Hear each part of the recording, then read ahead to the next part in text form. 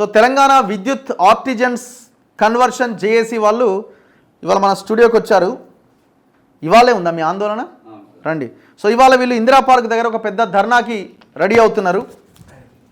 వీళ్ళు ఏమడుగుతున్నారంటే శ్రీయుత గౌరవనీయులైన తెలంగాణ రాష్ట్ర ముఖ్యమంత్రి వర్యులు గారికి తెలియజేయనిది ఏమనగా విద్యుత్ సంస్థలో పనిచేస్తున్న ఆర్టిజన్ కార్మికులమైన మమ్మలను రెగ్యులర్ పోస్ట్లోకి కన్వర్షన్ ఇచ్చిన గురించి విన్నపం. వీళ్ళు లాస్ట్ టైం మింట్ కాంపౌండ్ కూడా పెద్ద ఎత్తున ఆందోళన చేశారు. మనం అక్కడికి వెళ్ళడం జరిగింది. సో ఇది వీళ్ళనేమో ఒకవైపున ప్రభుత్వ ఉద్యోగులని కేసీఆర్ చెప్పుకుంటూ మోసం చేసిండు. కానీ వీళ్ళకి రావాల్సినవి పని ఎక్కువైతున్నది, సమాన పనికి సమాన వేతనం లేదు, గొడ్డు చాకిరి వెట్టి చాకిరి చేయించుకుంటున్నారు. సో వీళ్ళు ఇవాళ ఇందిరా పార్క్ దగ్గర ధర్నా చేస్తున్నారు. చెప్పండి అన్న, మీ పేరు? అన్న నా పేరు సదానందం అన్న. ఓకే, మీరన్నా? మీ పేరు? సలీం పాషా. నరేందర్. ఓకే, ఎక్కడి నుంచి వచ్చారు మీరు? నేను మంచిర్యాల బందమరి అన్న. ఎన్ని గంటలకు ఉంది ధర్నా? ధర్నా ఈరోజు 12 గంటలకు పెట్టుకున్నాం మేము. ఇచ్చిరా పర్మిషన్? పర్మిషన్ నిన్న నైట్ వరకు ఓకే అని చెప్పేసారు. ఇప్పుడు మళ్ళీ పర్మిషన్ లేదని చెప్తున్నారు. మాకు ఆల్రెడీ మా సార్ పోతే వాళ్ళందరూ పోతే పోలీసు వాళ్ళు ఎక్కడికక్కడ జిల్లాలలో అరెస్ట్ చేస్తున్నారు, రాణిస్తలేరు. మా ఏగార్లతో డిపార్ట్మెంట్ నుంచి వెళ్ళి అచ్చటోళ్ళకి కూడా మీకు మెమోలు పెడతామని బెదిరిస్తూ రాత్రి దాకా ఎవరైనా పర్మిషన్ ఉంది అని చెప్పిన ఆనంద్ గారితో, సిపి ఆనంద్ గారితో మేమందరం మాట్లాడినాం, స్వయంగా మాట్లాడినాం. ఇందిరా పార్క్ దగ్గర కూర్చొని చెప్పిండ్రు 6 గంటలకు మీకు ఇచ్చేస్తా అన్నాడు. 11-12 అయ్యేదాక మేము ఆయన దగ్గర అక్కడికే ఉన్నారు. జేఏసీ చైర్మన్ అందరం ఉన్నాం. అయిపోయింది. అయినాక చేసుకోమని చెప్పారు. అయినాక తర్వాత ఏం చేసారు అని అంటే ఇప్పుడు మాకు ఇంటెలిజెన్స్ వాళ్ళతోటి డిపార్ట్మెంట్ చాలా ఘోరమైన వేధింపులు, ఎక్కడోళ్ళకి అక్కడ అరెస్ట్ చేసుడు, ఎక్కడోళ్ళని అక్కడ ఇబ్బంది పెట్టుడు, ఇళ్ళల్లో సలీకి కూడా ఇళ్ళకి వెళ్ళి తీసుకుపోయి పోలీస్ స్టేషన్లో కూర్చోబెట్టుకుంటా ఇబ్బందులకు. మేము ఏమన్నా తీవ్రవాదులమ్మా? మీరు అడిగినటువంటి పాదయాత్రలలో మీరు ఇచ్చారు. ఆ ప్రభుత్వము నష్టం చేసింది. ఆ ప్రభుత్వం లెక్కలు చూపించింది. ఆల్రెడీ 23,667 మందిని ప్రభుత్వం లెక్కలలో చూపించింది. అసెంబ్లీ సమావేశాలలో చెప్పింది, గవర్నర్ ప్రసంగంలో చెప్పింది. అయినప్పుడు యాజ్ ఏ మేము రెగ్యులర్ ఎంప్లాయీస్ అయినట్టే కదా. అయినా అదే కాకుండా కోర్టు జడ్జిమెంట్ కూడా ఏమని ఇచ్చింది, వారిని పర్మనెంట్ చేయొచ్చు, ఇండస్ట్రియల్ డిస్ప్యూట్ యాక్ట్ 1947 12(3) అగ్రిమెంట్ చేసుకున్న వాళ్ళని రెగ్యులర్ చేసుకోవచ్చు అని చెప్పేసి చెప్పింది. చెప్పినాక తర్వాత అది కాదు అని చెప్పేసి అడ్డదారిలో స్టాండింగ్ ఆర్డర్ సర్వీస్ రూల్స్ అనేది కొత్తది తీసుకొచ్చి దొడ్డిదారిలో ప్రభుత్వం పెట్టింది. ఆ ప్రభుత్వము ఇదే డిపార్ట్మెంట్ కలిసి ఏం చేసింది, నేరుగా వేతనాలు ఇస్తున్నారు. ఈ స్టాండింగ్ ఆర్డర్ సర్వీస్ రూల్స్ ప్రకారం యాజ్ పర్ మీరు పెట్టిన లా కదా, లేబర్ యాక్టే కదా. ఈ లేబర్ యాక్ట్ లోపల అన్ని కార్మిక సంఘాలను తోటి చెప్పి మాకు ఫస్ట్ వచ్చిన అగ్రిమెంట్ కాదని చెప్పేసి స్టాండింగ్ ఆర్డర్ ని ఇంప్లిమెంట్ చేపించారు. ఆర్టిజన్ సర్వీస్ రూల్స్ అని పెట్టారు సార్. అందులో భాగంగా ఏం చేసిరంటే మీకు కలిగిన ప్రయోజనం ఏంటంటే ఏజెన్సీ లేకుండా థర్డ్ పార్టీ విధానాన్ని అంతకుముందు డిఏలు ఉన్నాయి, అంతకుముందు అంతున్నది. కాకపోతే అలవెన్స్లు అనేది లిమిటెడ్ కంపెనీస్ ఉంటాయి కదా, చక్కెర కంపెనీ, షుగర్ కంపెనీలు, ఏసీసీ సిమెంట్ ఫ్యాక్టరీలు, గన్లు ఉంటాయి కదా, గదే మాకు దిగిపోతే. మొన్న మా వ్యక్తి కృష్ణ అనే వ్యక్తి కరెంటు షాకు తోటి డిపార్ట్మెంట్ యాక్ట్ రూల్స్ ప్రకారమే డిపార్ట్మెంట్ ఆన్ డ్యూటీలో చనిపోతే అన్న 16 లక్షల రూపాయలు ఇస్తాం, అంతకంటే ₹1 ఇచ్చేలేదు. అంటే స్టాండింగ్ ఆర్డర్ సర్వీస్ రూల్స్ ప్రకారం సర్వీసు అన్న. మేము అనేది ఏంటంటే ఒక యాక్సిడెంట్ అయింది, మనం రోడ్డు మీద పోతుంటే నా ఇవాళ 40 సంవత్సరాలు ఉంటే 60 సంవత్సరాల సర్వీసును ఇన్సూరెన్స్ ప్రకారం కోర్టు ప్రకారం లెక్క కట్టి అతని యొక్క కనీస వేతనాల ప్రకారము బాడీకి ఇస్తారు కదా. మరి అంతకన్నా అధ్వానం 16 లక్షల వెలగడుతున్నారు అంటే ఇంకా 20 సంవత్సరాల సర్వీస్ ఉన్నది. భార్య, పిల్లలు, తల్లి, తండ్రి, కొడుకు, బిడ్డ అందరూ ఉన్నారు. 16 లక్షలు ఇస్తాం, అంతకంటే లేదని చెప్పి చచ్చిపోతే మరి డిపార్ట్మెంట్ ఫాల్ట్లో చనిపోయినాక కూడా మా శవాలను మా పిల్లలు పని చేస్తున్నప్పుడు మా పిల్లలు మా శవాలను గుర్తుపడతలేరు. మా శవాలను మొయ్యడానికి ఆ వాసనకు నలుగురు మొయ్యలేనటువంటి దయనీయ స్థితిలో బతుకుతున్నాం. కాబట్టి మేము అనేది ఏంది, ఆనాడు ఇదే ప్రభుత్వం ఏం చేసింది, ఉప ముఖ్యమంత్రి గారు, విద్యుత్ శాఖ మంత్రి గారే అదే అసెంబ్లీ లోపల మీరు అబద్ధం ఆడుతున్నారు, లెక్కలు చూపించారు, వాళ్ళని రెగ్యులర్ చేయలేదు అని అన్నారు. అదే కాకుండా కాంగ్రెస్ పార్టీ నుంచి వెళ్ళి ఇప్పుడు బీఆర్ఎస్ లో పోయినటువంటి వారి ఏం పేరు ఆయన బహిరంగ చర్చకు రాండి, రెగ్యులర్ చేయలేదు అని చెప్పేసి అన్నారు. అదే కాకుండా దయాకర్ గారు, మన దయాకర్ అన్నగారు కూడా దానికోసం బహిరంగ చర్చకు అని చెప్పేసి అన్నారు. అధికార ప్రతినిధి ఉండి అన్న, ఆయన ఏం పేరు ఆయన కూడా దయాకర్ అన్న కాకుండా ఇంకో బీఆర్ఎస్ లో గవర్నర్ అదే దానిలో మనకు బహిరంగ చర్చకు కేటీఆర్ సవాల్ అని చెప్పిండు, మీరు రెగ్యులర్ చేయలేదని చెప్పేసి అప్పుడు కాంగ్రెస్ పార్టీలో ఉండే. మరి అప్పుడు వీళ్ళందరూ ప్రశ్నించిన వాళ్ళే కదా. అయితే ప్రభుత్వం పర్మిట్ చేసినా అని చెప్పింది. కోర్టు కూడా జడ్జిమెంట్లో కోర్టు కూడా కేసు పెండింగ్ లేదన్న, కోర్టు పెండింగ్ ఉన్నది అది అని చెప్తున్నారు. జడ్జిమెంటులా ఎక్కడ పెండింగ్ ఉన్నది, మరి జడ్జిమెంట్ అయిపోయింది. జడ్జిమెంట్ కూడా డిస్పోజల్ అయినటువంటి కాగితం కూడా, ఓకే, కేసు కూడా అదే అయిపోయింది అన్న. అదే కాకుండా మాకు 29/7/2017 రోజు మాకు ఇచ్చిన దానిలో చూడండి 12(3) agreement industrial dispute act 1947 act అని చెప్పారు. మరి మేము డిస్ప్యూట్ యాక్ట్ కిందికి వస్తాం, మేము డిస్ప్యూట్ యాక్ట్ కిందికి వస్తాం, లేబర్ యాజ్ ఏ లేబర్ ఈ ఇండస్ట్రియల్ యాక్ట్ కిందకి వస్తాం. మమ్మల్ని రెగ్యులర్ చేస్తాం. 12(3) అగ్రిమెంట్ చేసుకున్నాకనే పిఆర్సీ అగ్రిమెంట్ కూడా మొన్న 2020 డిమాండ్ ఏంది? రెగ్యులర్ పోస్ట్ లోకి తీసుకోమంటున్నాం. పూర్తి స్థాయి చేయలేదు, చేసినామని చెప్పుకుంటున్నారు, అబద్ధం ఆడుతున్నారు. అయితే ఇవాళ మేము 4 చేసే పని 2-3 చేస్తున్నాం. ఎంతమంది మొత్తం ఎంప్లాయీస్ ఆర్టిజన్స్? ఇప్పుడు 18,587 మంది ఉన్నాం ప్రస్తుతం. చనిపోయి అందరు ఒకే పని, ఏమేమి పనులు చేస్తారు అంటే కొంతమంది ఆపరేటర్ చేస్తాము, కొంతమంది ఏంటంటే ఈ ఫోల్ టు ఫోల్ వర్కర్ అని చెప్పి మీకు fees of call fee touch చేస్తారు ఇక్కడ సిటీలో. అదే కాకుండా వాచ్మెన్ ఉంటాడు, కంప్యూటర్ ఆపరేటర్ ఉంటారు అన్నమాట, మాకు డ్రైవర్స్ ఉంటారు.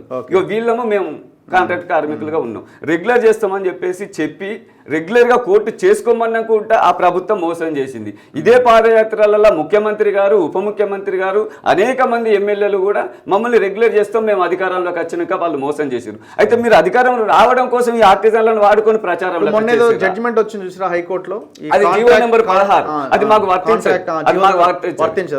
అందుకని మీకు చూపిస్తున్నా. డిస్ప్యూట్ యాక్ట్ దీని ప్రకారం 12(3) అగ్రిమెంట్ ప్రకారం వస్తాం మేము, ఇండస్ట్రియల్ యాక్ట్ ప్రకారం వస్తాం మేము. కాబట్టి దాని కిందనే ఉంటాయి మా వేతనాలు. కానీ ఇలా మొన్న 22 పిఆర్సీ కూడా ఇప్పుడున్న పర్మనెంట్ ఎంప్లాయీస్ కూడా 12(3) అగ్రిమెంట్ తోటే పిఆర్సీ అగ్రిమెంట్ కూడా లేబర్ కమిషనర్ దగ్గర చేసుకుంటారు. మేము ప్రభుత్వాన్ని ఏమంటున్నాం అంటే ఎగనెస్ట్ గా పోతలేము. మీరు ఇచ్చిన మాటను దయచేసి ఆ ప్రభుత్వం మోసం చేసిందని మీకు తెలుసు, ప్రజలకు తెలుసు, సమాజానికి తెలుసు, మీరు కూడా చేసారు. కాబట్టి మేము దండం పెట్టి వేడుకునేది ఏంటి అంటే, మీరు ఇచ్చిన మాట ప్రకారం మీకు సంవత్సరం గడువు ఇచ్చినాం. మా ప్రాబ్లం ఏంటి అంటే, మేము మా ఇంట్లో ఉంటే మాకు తెలియదు. మీ దగ్గరికి అనేక అర్జీలు పెట్టుకున్నాం, ప్రతి ఎమ్మెల్యేలకు మెమోరాండాలు ఇచ్చినాం, మంత్రులకు మెమోరాండాలు ఇచ్చినాం, తర్వాత ఎమ్మెల్సీలకు అందరికీ కూడా మెమోరాండాలు ఇచ్చినాం. ప్రభుత్వం దృష్టికి మమ్మల్ని పిలిచి మాట్లాడమనంటే మమ్మల్ని పిలిచి మాట్లాడతలేదు ప్రభుత్వం. మేమేమంటున్నాం, ఇప్పుడు పవర్ మినిస్టర్ దగ్గర పోయిరా మీరు? పోతే ఏమన్నారు, కాగితం తీసుకున్నారు, చూస్తాంలే చేస్తాంలే, ఆర్టిజన్ లేదుగా సరే అని చెప్పేసి ఇంతే. ఇంకా దానికోసం మాట్లాడింది లేదు, సందర్భం లేదు. ఇప్పుడు మీకు బేసిక్ ఎంత? మా బేసిక్ 29,000 ఒక్కొక్కరికి ఒక్కొక్కటి. అంటే గ్రేడ్ 2 అనే 29,000. గ్రేడ్ 2 ఒకటి ఉంటుంది, గ్రేడ్ 3 ఒకటి ఉంటుంది, గ్రేడ్ 4 ఒకటి ఉంటుంది. మొత్తం 4 కేటగిరీలు చేశారు. ముందుకు రండి. 4 కేటగిరీలు చేసి 4 కేటగిరీలల్లో దీంట్లో చీఫర్స్ ఉంటారు, అటెండర్స్ ఉంటారు, మా దాంట్లోనే డ్రైవర్స్ ఉంటారు, ఆపరేటర్స్ ఉంటారు, కంప్యూటర్ ఆపరేటర్స్ ఉంటారు. గ్రేడ్ 1 మన చనిపోయిన కృష్ణ ఒక ఇంజనీరింగ్ స్థాయి క్యాండిడేట్. ఆయనకు సంబంధం లేని ఒక పనిలో పైకి ఎక్కించి లైవ్ కరెంట్ నడుస్తుంటే పైకి ఎక్కించి ఇంత డిస్టెన్స్లో ఇదొక ఫీడర్ ఉంటుంది, ఇదొక ఫీడర్ ఉంటుంది. ఈ పక్క ఫీడర్ బంద్ చేసి ఈ ఫీడర్ రన్నింగ్ అవుతుంది. దానికి పెయింటింగ్ వేయించారు సంబంధిత అధికారి. సార్ ఏందని అడిగితే లోపల కుమ్మక్క ఇక 16 లక్షలు ఇస్తామని చెప్పారు. సార్ ఇది పద్ధతి కాదని దాని మీద తెల్లవారు మేము ఆ రోజు కూడా ధర్నా చేసినాం. దానికి కూడా రెస్పాన్స్ లేదు ఇంతవరకు ఏది కూడా. సో ఇప్పుడు ఎక్కడెక్కడ అరెస్ట్ చేస్తున్నారా? ఇప్పుడు మొత్తం టోటల్ అన్ని జిల్లాలలో అరెస్టులు చేస్తారు. ఇప్పుడు మాకు కావాల్సింది ఏంటంటే పూర్తి స్థాయి కన్వర్షన్తో కూడిన పూర్తి స్థాయి పర్మనెంట్ కావాలి. ఇప్పుడున్న ఎవరైతే మా లైన్ మెన్లు కానీ లైన్ ఇన్స్పెక్టర్ వాళ్ళకు ఉన్నట్టు మాకు కూడా కావాలి. మేము సస్తే కూడా మాకు ఒక ఇన్సూరెన్స్. వర్క్ అంతా మీదేనా? ఇప్పుడు పర్మనెంట్ ఉన్నారా మీ దాంట్లో? పర్మనెంట్ ఎంప్లాయీస్ ఉన్నారా? మేము ఈ రోజు వర్క్ వెళ్తుంది అంటే మా వల్లనే. టోటల్ గా వర్క్ వెళ్తుంది అంటే ఈ 20,000 ఆర్టిజన్ కార్మికుల వల్లనే వర్క్. ఇది లేకపోతే వెళ్ళదు. ఎన్నేళ్ళ నుంచి పని చేస్తున్నారు ఒక్కొక్కరు? మేము 20 సంవత్సరాలు. నేనైతే ఒక 16 సంవత్సరాలు 14 సంవత్సరాలు. ప్రతి ఒక్కరు అదే రేంజ్ లో ఉంటారు. 14 సంవత్సరాలు 15 సంవత్సరాలు. ఇందులో కూడా ఇప్పుడు సబార్డినేట్ సర్వీస్ రూల్స్ అడాప్ట్ చేసుకున్నది తెలంగాణ స్టేట్ గవర్నమెంట్. దీని ప్రకారం కూడా ఒక సర్వీస్ రూల్స్ నుంచి 5 years కంప్లీట్ అయినాక అపాయింట్మెంట్ బై ట్రాన్స్ఫర్ కింద కూడా మమ్మల్ని కన్వర్షన్ ఇవ్వచ్చు ఇవాళ రెగ్యులర్ పోస్టులోకి. మేము అది కూడా చెప్తున్నాం. రెండో విషయం ఏంటంటే, ఈ జనుకోలో ఉన్నటువంటి 308 జీవో ప్రకారం కూడా ఇక్కడ ఉంది, మీరు చూడండి. ఈ 308 జీవో ప్రకారం కూడా మమ్మల్ని కన్వర్షన్ రెగ్యులర్ పోస్టులోకి ఇవ్వచ్చు. గవర్నమెంట్ అనుకుంటే ఏదైనా చేయడానికి అవకాశం ఉన్నది. ఇంకొకటి ఏంటంటే ఆర్థిక భారం అంటున్నారు అన్న. ఆర్థిక భారం అనేది ఇప్పుడు లేదు. మమ్మల్ని రెగ్యులర్ పోస్టులోకి ఇస్తే కన్వర్షన్ ఇస్తే జూనియర్ లైన్ మెన్ ఇవ్వాలి. మాకు ఇవాళ గ్రేడ్ చేంజ్ చేస్తారు. మమ్మల్ని గ్రేడ్ ప్రమోషన్ 5 సంవత్సరాలకు ఒకసారి గ్రేడ్ ప్రమోషన్ ఇస్తారు. మేమేమంటున్నాం అంటే, మీరు గ్రేడ్ ప్రమోషన్ ఇస్తే యావరేజ్ గా డిప్లొమా అంటే గ్రేడ్ 4 నుంచి గ్రేడ్ 1 వరకు యావరేజ్గా ఒక 4,000 రూపీస్ అప్రాక్సిమేట్లీ భారం పడుతుంది. ఆర్థిక భారం మేము వేసుకునే పరిస్థితులలో లేము ప్రభుత్వం అంటున్నారు. 4,000 అయినా కూడా 24,80 8 కోట్లు అంటే 96 కోట్లు, ఆ సంవత్సరానికి 100 కోట్లు పడతాయి. మమ్మల్ని కన్వర్షన్ ఇచ్చినట్టయితే అప్రాక్సిమేట్లీ మీకు 10 కోట్లు కూడా, సంవత్సరానికి 10-12 కోట్లు కూడా భారం పడదు. ఎందుకంటే ఈ జేఎల్ఎంగా మమ్మల్ని గిట్ట కన్వర్షన్ ఇస్తే ఇదే బేసిక్, ఇవే అలవెన్స్లు, ఇదే జీతపత్యాలు 3 సంవత్సరాల వరకు తీసుకుంటాం. ఆ 3 సంవత్సరాల నుంచి మీరు అప్పుడు ప్రమోషన్స్ ఇచ్చినప్పుడు ఆర్థిక భారం పడుతుంది. కాబట్టి మేము ఆర్థిక భారం తగ్గించుకోవడానికి, జీతం తగ్గించుకోవడానికి సిద్ధంగా ఉన్నాం. ఎందుకు అంటే మాకు ఏంటంటే ఇలా గ్రేడ్ 4లో నేనున్నా, రేపు నేను చనిపోతే నా కొడుకుకు ఉద్యోగం వస్తే గ్రేడ్ 4, వాడికి డిప్లొమా ఉన్నా, బీటెక్ ఉన్నా, ఎంటెక్ ఉన్నా కూడా గ్రేడ్ 4లో స్టార్ట్ అవుతాడు, గ్రేడ్ 1లో చచ్చిపోతాడు. అంటే మన లైఫ్ క్లోజ్ అవుతుంది, ఆనే రిటైర్మెంట్ అవుతాడు. అది కాకుండా రెగ్యులర్ పోస్ట్లోకి మమ్మల్ని తీసుకుంటే మా పిల్లలకు రేపు నేను చచ్చిపోతే వాడు ఇంటర్నల్ ఎగ్జామ్ రాసుకుంటే ఆఫీసర్ అవుతాడు, వాడి క్వాలిఫికేషన్ తగ్గట్టు వస్తుంది. కాబట్టి ఇక్కడ ఆర్థిక భారాన్ని మీకు తగ్గించి మా జీవితాన్ని మేము వదులుకోవడం, అంటే ఆర్థికంగా తగ్గించుకోవడానికి ఇన్ని రోజులు బతికిన బువ్వలేక కూడులేక, అలాంటి కష్టం ఇంకో 3-4 ఏళ్ళు బతకడానికి. ఓకే, ఇప్పుడు ఏంది మరి పరిస్థితి? ధర్నా చౌక్ లో ధర్నా పెట్టుకున్నాం. నిన్న తీర్మానంలో కూడా శాసనమండలిలో మాట్లాడితే దాని గురించి రెస్పాన్స్ లేదు ఎవరికి కూడా. మేము ఏమంటున్నాం అంటే మీ ద్వారా రిక్వెస్ట్ చేస్తున్నాం గవర్నమెంట్కు, భారతదేశంలో ఉన్నామా, మీరు పరిపాలనలో పనిచేస్తున్నారు, అసలు ఏ రకంగా బానిసత్వం చెప్పిస్తారు మాకు అర్థమైన పరిస్థితుల్లో మేము విన్నవించుకుంటున్నాం. ఇలా అసెంబ్లీ ముట్టడి రుమారు రేపారు, చెడు ప్రచారం. అసెంబ్లీ ముట్టడి కాదు, మేము సామరస్యంగా శాంతియుతంగా నిరసన చేయడానికి విన్నవించుకుంటున్నాను. ఎవడో రూమర్ లేపాడు. మా దాంట్లో ఉన్న సంఘాలు 22 సంఘాలు 24 సంఘాలు ఉన్నాయి. షాదగారి ముండా కొడుకులు సంఘాలు చేస్తారు మా కడుపులో కొట్టినకి, కడుపులో ఆవేదన అన్న ఇది. ఆయన స్వాతంత్రం వచ్చింది దీనికోసమేనా? దీనికోసం కొట్లా దేశాన్ని స్వాతంత్రం తీసుకున్నావా? కొట్లా తెలంగాణ తీసుకుని దీనికోసమేనా?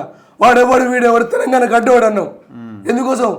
పాలకులు ఏం చేస్తుర్రు, అధికారులు ఏం చేస్తుర్రు? సామరస్యంగా మాట్లాడుతున్నావు, రెచ్చగొట్టి ప్రాణాలు పోయేదాకా బలి చేస్తుర్రు. ఏడు కోసం కొంతమంది వ్యతిరేకిస్తున్నారా మీ దాంట్లో ఉన్న వాళ్ళు? మా సంఘాలలో కొద్దిగా డిఫరెంట్ గా సంఘాలు వీళ్ళకి పేరు పోతుందో, వీళ్ళకి లబ్ధి చేకూరుతుందో, మేము ఎక్కడ జీరో అవుతాము. ఇగో ఇలాంటి మత్తులు వల్ల మా జీవితాలు ఖరాబ్ అవుతాయి. కార్మిక సంఘాలు కార్మిక సంఘాల యొక్క ఆధిపత్యాల వల్ల మా జీవితాలు నాశనం అవుతుంది. పోనీ అన్న, ప్రజల పన్ను మనకి ఇవ్వాల్సింది ప్రజలు కానీ యాజమాన్యం కానీ ప్రభుత్వం కానీ చూసుకుంటుంది. సంఘాల నాయకులకి ఏం అవసరం? నాయకులు చొరబడి దొంగలు లెక్క వీళ్ళకి ఇదే చేయండి అదే చేయండి ఇంటికి వెళ్ళిస్తున్నారు మాకు అవసరం. ఓకే, సో మేమేమంటున్నాం అంటే ముఖ్యమంత్రి గారి దగ్గరికి మాకు అవకాశం కావాలని రిక్వెస్ట్ చేస్తున్నాం. ఇక్కడ నుండి మేము ఈ వేదిక నుంచి వెళ్ళి మా బాధలు చెప్పుకుంటాం, మా సావులను చూపిస్తాం. ఇప్పుడు ఆల్మోస్ట్ మీరు ఫైనాన్స్ మినిస్టర్ దగ్గరనే పవర్ ఉన్నది, ఆయనే పవర్ మినిస్టరు, ఇంకా ఆయన డిసిషన్ తీసుకోవడానికి కూడా అవకాశం ఉంది. ఇప్పుడు ఆయన ఇమీడియట్ గా రెస్పాండ్ అవ్వాలా? పవర్ మినిస్టరే, ఆయన విద్యుత్ శాఖ మంత్రి రెస్పాండ్ అవ్వాలి. అయితే లేరు. ఇప్పుడు ఇంకోటి ఏంటంటే ఇక్కడ సందర్భం ఏంటంటే ఇదే విద్యుత్ శాఖ మంత్రి గారే నాడు ఈ లెటర్ మీద మాట్లాడిండు, ఇది తప్పుడు లెక్కలు తప్పుడు అని గవర్నర్ ప్రసంగంలో చూసిరు, ముఖ్యమంత్రి మీరే లైవ్ చేసిరు. అయితే ఇప్పుడు ఏమంటారంటే మీరు ఆర్టిజన్లు కదా, మీ సంగతి తెలుసులే అని చెప్పేసి ఇట్లా కాగితం పక్కకు పడేస్తూ ఏమంటున్నారంటే మీకు ఇంతకంటే ఏం చేస్తారు అనే సందర్భాలు కూడా వచ్చినాయి. సో ఇమీడియట్ గా రెస్పాండ్ అవ్వాలి. అసెంబ్లీ కూడా నడుస్తున్నది కాబట్టి భట్టి విక్రమార్క గారు మీరు అపోజిషన్ లో ఉన్నప్పుడు వీళ్ళ పట్ల సానుకూలంగా మాట్లాడారు, కేసీఆర్ మోసం చేసిందని, మోసం కనబడుతున్నది. మరి మళ్ళీ మీరు సంవత్సర కాలంగా మోసం చేస్తున్నట్టే కదా. సరే, ఇంకా 4 ఏళ్ళు ఉన్నది, 1 ఇయర్ అయిపోయింది. ఈ సంవత్సరంలో అయినా అతి త్వరగా నిర్ణయం తీసుకోండి. ఇప్పుడు వీళ్ళు ధర్నా చేయడానికి వచ్చిన ఇబ్బంది ఏంది? అసెంబ్లీ ముట్టడంగానే వీళ్ళు అసెంబ్లీ మీదకి వస్తారేమని వీళ్ళు పర్మిషన్ క్యాన్సిల్ చేసి ఉంటారు. మరి అది ముందే చెప్పొచ్చు కదా, అసెంబ్లీ నడుస్తుంది, ఒక 2 రోజులు ఆగండి, ఆ తర్వాత మేము పర్మిషన్ ఇస్తాము, ఏదైనా ఇబ్బంది జరగవచ్చేమని వాళ్ళకి అదే విషయం చెప్పొచ్చు కదా.